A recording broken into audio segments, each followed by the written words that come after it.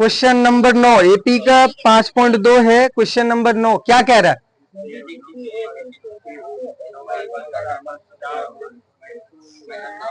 तीसरे और नौवें पद क्रमशः 4 और -8 है। मतलब तीसरा पद दिया हुआ है और नौवां पद दिया हुआ है।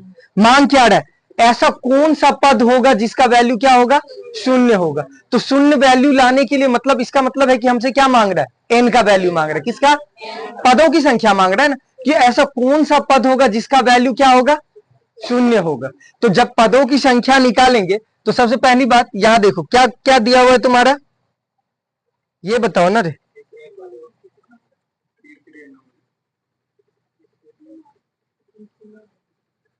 तीसरा पद दिया हुआ है। तीसरा पद कितना दिया हुआ है? 4 दिया हुआ। तो इसका मतलब है a प्लस कितना?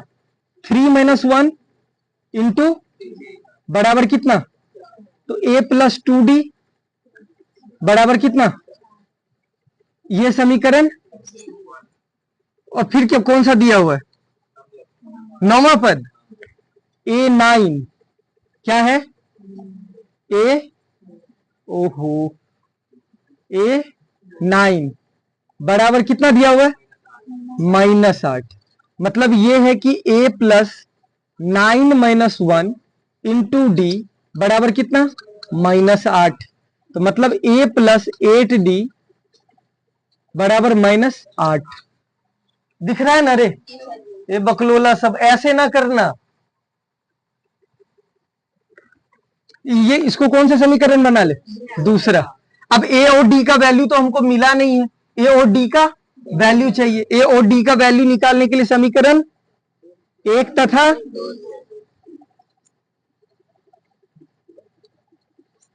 क्या समीकरण 1?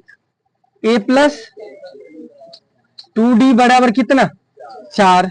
उसके बाद क्या है? ए प्लस 8d बराबर माइनस, घटाने पर चलो घटा लिए, कोई दिक्कत है? जो प्लस था उसको माइनस कर दिया और जो माइनस था उसको घटाने के बाद नीचे वाला चिन्ह बदल जाता है। याद रखना इस बात को।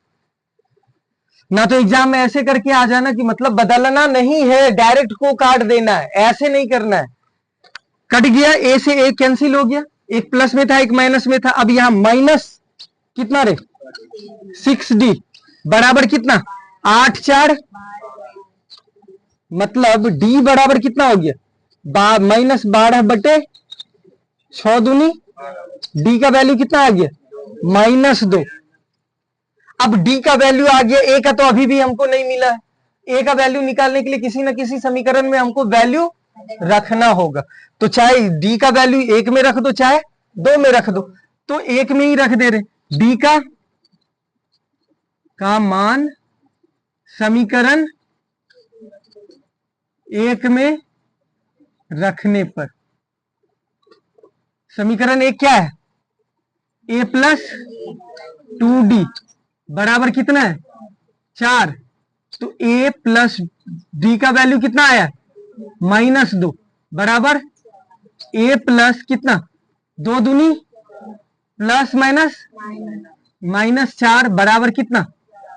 इसको उधर भेज दो, इधर ही प्लस में इधर आया तो इधर ही, अरे प्लस में ही तो अपनी जगह पे है ना, लेकिन ये माइनस में उसको उधर उस साइड कर दिए तो a बराबर कितना आ गया?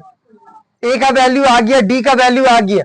तो क्या कह रहा है कि ऐसा कौन सा पद होगा जिसमें an का वैल्यू कितना हो जाएगा?